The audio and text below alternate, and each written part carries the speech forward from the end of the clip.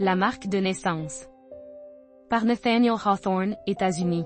C'étaient les derniers jours du siècle passé, lorsque les miracles de la science avaient donné de nouvelles ailes à l'imagination humaine.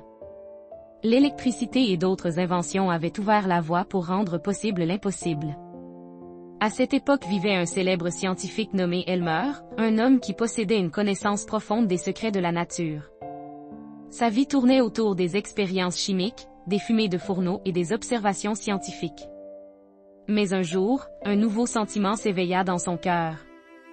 Il confia son laboratoire à son assistant, Aminadab, lava la suie du four de son visage, effaça les taches chimiques de ses doigts et partit demander en mariage une belle femme nommée Georgiana. Il n'était pas surprenant qu'Elmer, passionné de science, tombe aussi amoureux d'une femme. En ces temps, l'amour de la science n'était pas considéré comme inférieur à l'amour du cœur humain. Certains pensaient que les esprits brillants, capables de dévoiler les mystères de la nature, pouvaient, grâce à leur pouvoir créatif, construire de nouveaux mondes. Elmer lui-même n'en était pas certain, mais il avait consacré sa vie à la recherche scientifique. Son mariage avec Georgiana fit naître un nouvel espoir, peut-être que ces deux amours, la science et Georgiana, se renforceraient mutuellement. Mais dans les premiers jours de leur mariage, un matin, Elmer regarda Georgiana avec des yeux troublés. « Georgiana, dit-il. As-tu déjà pensé que la marque sur ton visage pourrait être effacée ?» Georgiana sourit. « Non, Elmer. » Mais voyant le sérieux de son ton, elle ajouta, « Les gens disent qu'elle est charmante. Moi aussi, je la considère comme une partie de ma beauté. » « Non, ma chère, répondit Elmer. Cette marque pourrait être charmante sur un autre visage, mais pas sur le tien. Ta beauté est parfaite, mais cette marque, elle me rappelle l'imperfection de la nature. Elle m'attriste.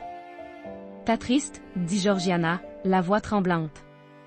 Une rougeur de colère traversa son visage, puis elle éclata en sanglots. Si cela t'attriste, pourquoi t'es-tu mariée avec moi? Comment peux-tu aimer quelque chose qui te cause de la douleur? Il faut préciser que Georgiana avait une petite marque rouge foncée sur la joue gauche, profondément incrustée dans la peau. Quand elle rougissait, elle disparaissait dans l'éclat de ses joues, mais lorsqu'elle pâlissait de peur ou d'inquiétude, elle brillait comme une goutte de sang sur la neige.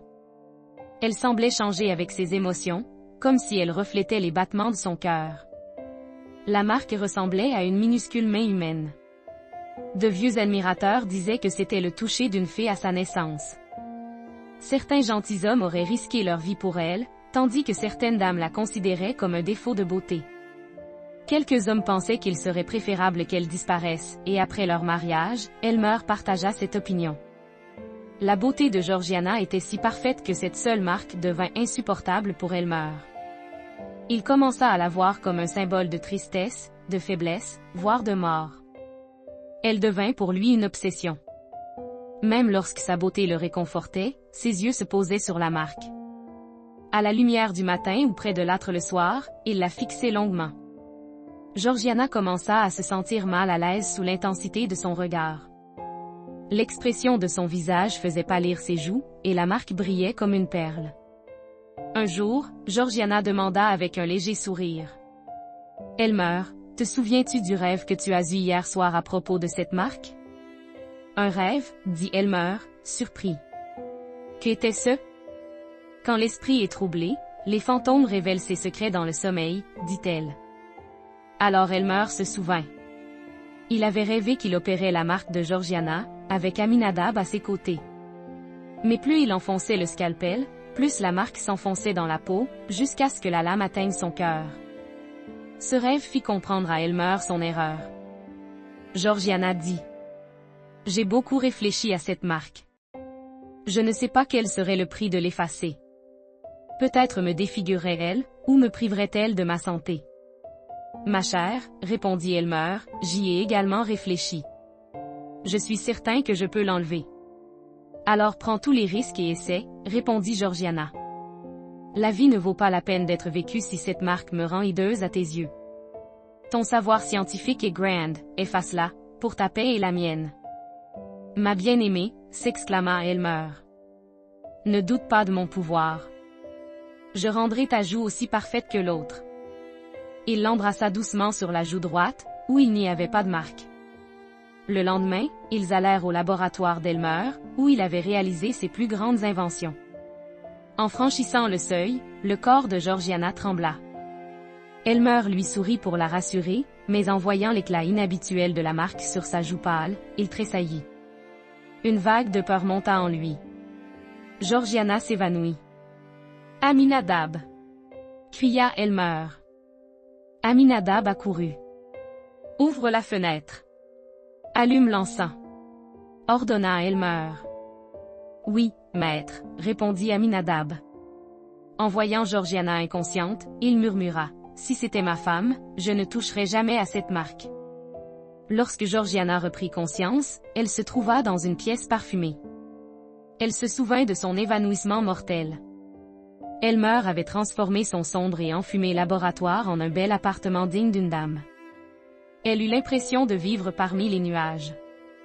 Elmer s'assit à côté d'elle, la regardant fixement, confiant que sa science pouvait tracer un cercle magique autour d'elle dans lequel aucun mal n'entrerait. Georgiana attendait désormais dans la belle chambre pendant qu'Elmer travaillait dans le laboratoire. Il essaya un produit chimique puissant après l'autre, mais la marque restait.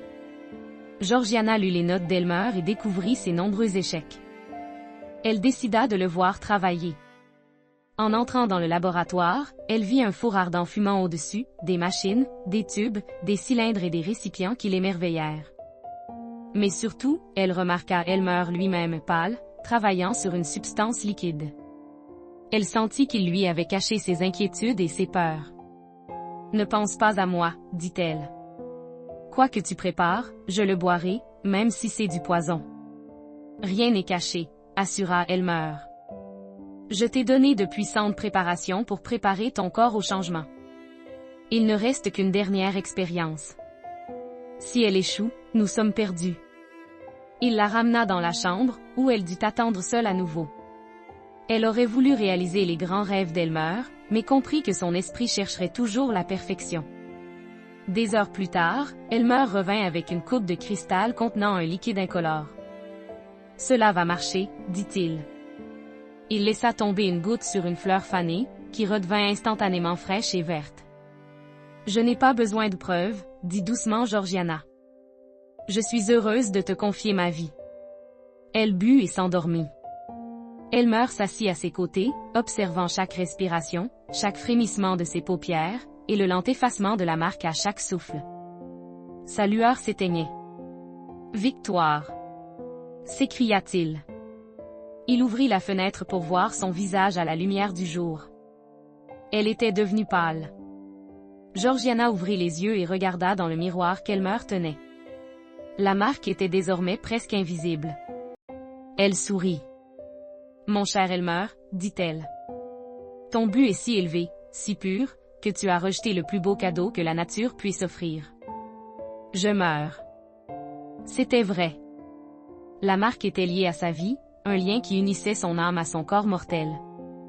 En disparaissant, son souffle se dissipa dans l'air. Son âme demeura un instant auprès d'Elmer, puis s'éleva vers le ciel. Elmer comprit une grande vérité, l'homme ne doit pas fuir le bonheur tissé dans sa vie mortelle. En poursuivant un futur parfait, il avait perdu à jamais l'instant présent.